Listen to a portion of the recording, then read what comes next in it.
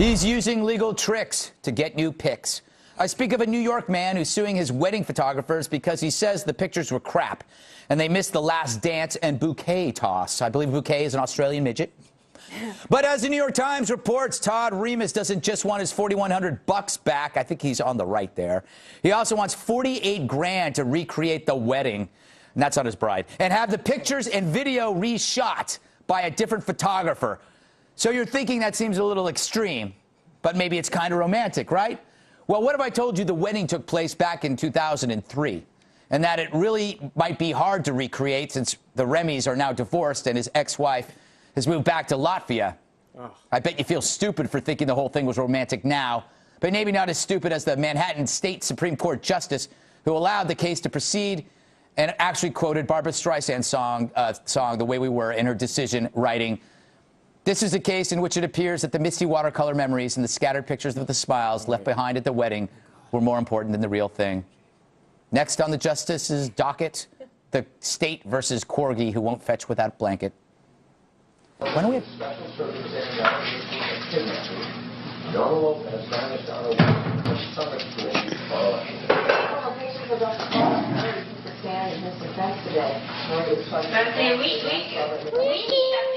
The video evidence is pretty damning, I'd say. John, this is romantic. I want this to be made into a Hollywood romantic comedy. Really?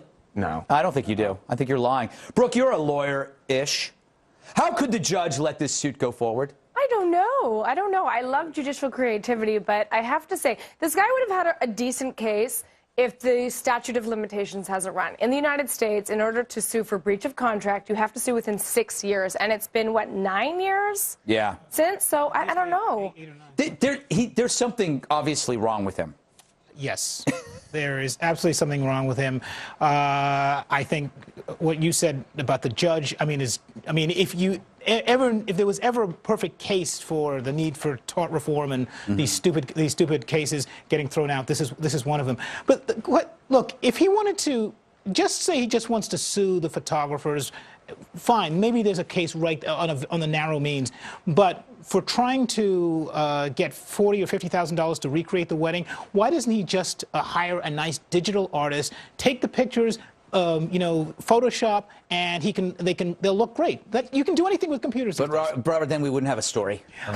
Think about Red Eye first. And I think the try to be the voice of reason. I'm sorry. I think the photographers also failed to photograph certain important moments, like the toast, yes. and like the woman leaving him the moment they got married. Kevin, this guy's been unemployed since 2008. Could that have something to do with it? Could be. I'm pretty sure for 48 grand you can go to Latvia and get yourself a couple of good new brides. And I think that's probably the best thing for him to do at this point. This is just nuts. This is one of those stories that makes me want to bang my head on the table. I'm not going to because it's glass or plastic or something.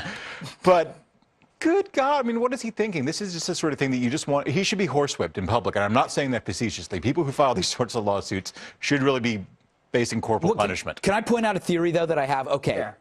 The real culprit here is the judge for allowing this to go forward. Yeah. So I'm thinking about it, and I'm going like, okay, what do all the law shows that we grew up on have in common? From LA Law to Ally McBeal to The Good Wife, they always have the quirky, eccentric judge that has some weird hobby, or he dresses in tennis shorts under the robe, or he makes weird comments, but he's always brilliant, always so smart. This whole case is she did this to get attention. It's the judge, and that's why she quoted the Barbra Streisand songs, because she is now the actual story, John. I will see that theory, and I'll raise you this theory. Yes. It ties back to your incivility story earlier. And this is just, if I were a conservative, I might say that this guy is a classic entitled, sort of unemployed sort of guy. He feels entitled to this much money. Yes. To search back and try and, get this suit.